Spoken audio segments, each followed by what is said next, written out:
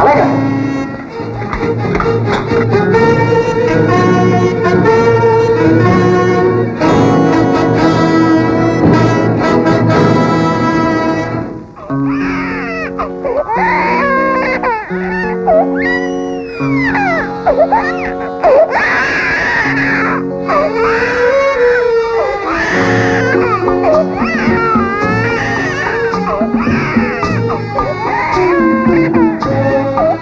రాము రాము ఈ పిల్లాడు ఎవరో తప్పిపోయినట్టున్నాడు. వాళ్ళు కనిపిస్తే పప్పు చెప్పి ఇంటికి వచ్చేసి నేను కార్ తీసుకెళ్తా. అలాగే సార్. ఏమిటండి వెతుకుతున్నారు? అబ్బాయి కోసమేనా? ఇడిగోనండి మీ అబ్బాయి. చాలేవయ్యా, లాటరీ టికెట్ పోగొట్టుకుని ఎత్తుకుంటుంటే మధ్య నీ గొడవ ఏంటి?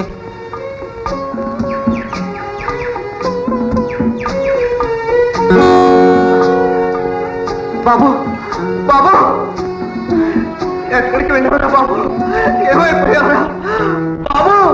బాబు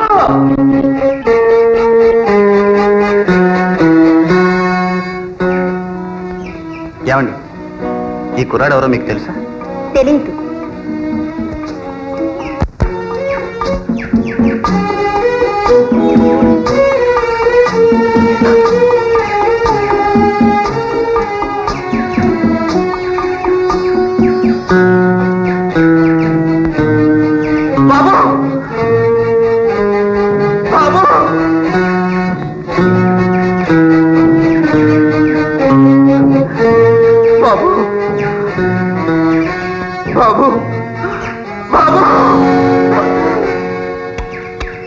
రంగన్న, నువ్వా రాము?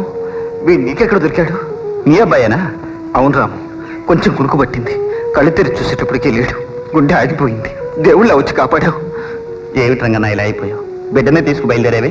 తల్లెక్కడ? మమ్మల్ని విడిచిపెట్టి వెళ్ళిపోయింది.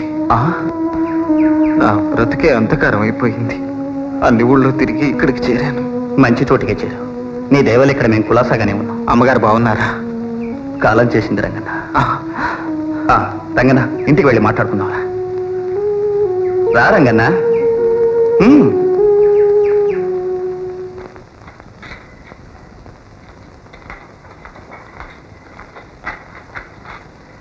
ఏమిటి అలా చూస్తున్నావు? ఇంత పెద్ద ఇంట్లో ఎలా ఉంటున్నానా? అంతా మా ప్రొపరేటర్ గారిదే. అద్దె లేకుండా ఇంట్లో ఉండమన్నారు. అయితే మీ యజమాని చాలా మంచివాడు అనుకుంటా. మంచివాడు? శ్రీరామచంద్రుడు అనుకో. అలాంటి వాళ్ళు 10 కాలాల పాటు చల్లగా ఉండాలి. రాధా, వస్తున్నా వస్తున్నా.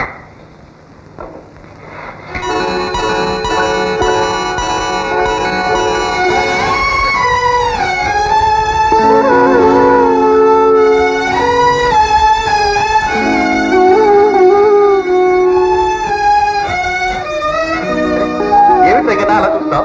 మా చెల్ల రాధ రంగన్నా. రాధ, నా బ్రతుకు ఒక మార్గం చూపించాడని చెప్పానే. అవును, ఆయనే ఈ రంగన్న. అలాగా. నమస్కారం అండి. నమస్కారం. కష్ట సుఖాల తర్వాత మాట్లాడుకుందాం కానీ రంగనికి నాకు అన్నం వడ్డించు. కాదు, ముందు బాబుని తీసుకెళ్ళి బొబ్బ తినిపించు. పర్వాలేదు, నేను తినిపిస్తాను. పర్వాలేదండి, నేను తినిపిస్తాను. అది కాదు, సందేశిస్తావు ఎందుకు రంగన్న? రాత పరాయిది కాదు, మా చెల్లె. ఇవ్వండి. అరే రే రే రే, పిలువగానే వచ్చేస్తున్నావే బంగారు బాబు, బుజ్జి బాబు, పెళ్లి బాబు. అన్నయ్య, బాబు వాడు అమ్మని తీసుకురాలేదే? పాప అలాగా, బాబు తల్లిలేని బిడ్డ. అయితే బాబుని మన ఇంట్లో ఉంచుకుందాం అన్నయ్య. చూసావా రంగన్న మా చెల్లాయి మనసు? బాబు పేరేం పెట్టారు? వెంకటేశ్వర్. వెంకటేశ్వర్లా? మంచి పేరు. ఈ వెంకటేశ్వర్లు అచ్చు తిరుపతి వెంకన్నలాగే ఉన్నాడు. వెంకన్నలా ఉండక సుబ్బన్నలా ఎలా ఉంటాడమ్మా? లోపలికి తీసుకెళ్ళమ్మా.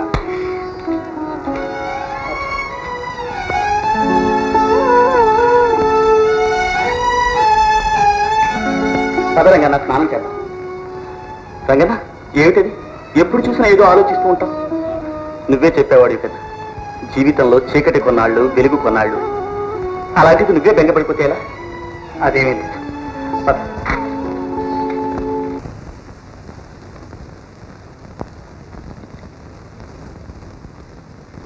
అమ్మా రాధా, పులుసు తీసుకురామ్మా. వస్తున్నా.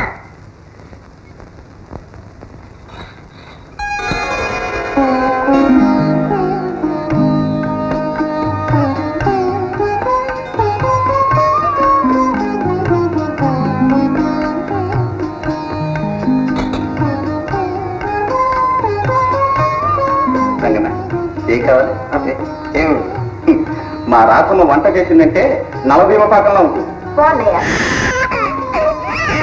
రంగన్న, చూడమ్మా. పర్వాలేదు, మీరు పూజ చేయండి. బాబు నేను చూసుకుంటాగా. ఏ బాబు? ఓడు బాబు, బంగారు బాబు, బుచ్చి బాబు, ఓడకమ్మా, రాము, నువ్వు ఇంకా పెళ్లి చేసుకోలేదు. పెళ్ళా? భలేవాడివి. తొందరే వచ్చింది అంటే నువ్వు ఇంకా చిన్నవాడు అనుకుంటున్నావా? వయసు ముదిరిన తర్వాత పెళ్లి చేసుకుంటే అందులో అందమేముంది? ఏ వయసులో జరగాల్సింది ఆ వయసులో జరగాలి. వయసులో ఉన్న చెల్లెలు ఇంట్లో ఉండగా నేను పెళ్లి చేసుకుని పెళ్ళంతో కురుగుతూ ఉంటే ఎలా అవుతుందో తెలుసా? పసిపిల్లాడి చేతికి ఆడుకోవడానికి కట్టించినట్టు. ఎవరైనా సరే ఎదిగిన పిల్ల ఇంట్లో ఉందంటే ముందు ఆ పిల్ల పెళ్లి చేయాలి, తర్వాత మగాడి పెళ్లి చేయాలి. అబ్బే ఏం లేదు.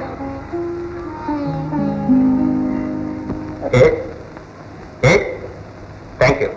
డాక్టర్, రాణి ఏ క్షణంలో ఏం చెప్తుందో అని భయంగా ఉంది డాక్టర్. ఆమెను కనిపెట్టుకుని అనడం చాలా కష్టంగా ఉంది డాక్టర్. అయితే అమ్మాయిని వాళ్ళ ఇంటికి పంపేదే మంచిది అనుకుంటాను. అందుకే ట్రంకాలు కూడా బుక్ చేశాను. హలో, ట్రంకారా? ఇవ్వండి. హలో హలో హలో, నేను ఆంజనేయులు మాట్లాడుతున్నాను. ఎవరు ఆంజనేయులు గారా? నేను రఘుని మాట్లాడుతున్నానండి. అయ్యగారు, అబ్బాయి గారా? నాన్నగారు ఎక్కడ? అమ్మగారు నాన్నగారు యాత్రలకు వెళ్ళారండి. సరే, టాక్సీ డ్రైవర్ రంగంతో చెప్పండి అతను ఎప్పుడో ఊరు వదిలిపెట్టో వెళ్ళిపోయాడండి బాబు. అతను ఎప్పుడో ఊరు విడిచి వెళ్ళిపోయాడా? All right. ఇప్పుడు ఏం చేద్దాం డాక్టర్? అదే నాకు అర్థం కావాలి. రాణి గురించి పడ్డ శ్రమంతా వృధా అయిపోతుందేమోననే భయంగా ఉంది. చూడు శారద, నువ్వు అమ్మాయిని ఎప్పుడు జాగ్రత్తగా కనిపెట్టుకుంటూ ఉండాలి. Be careful. అలాగే డాక్టర్.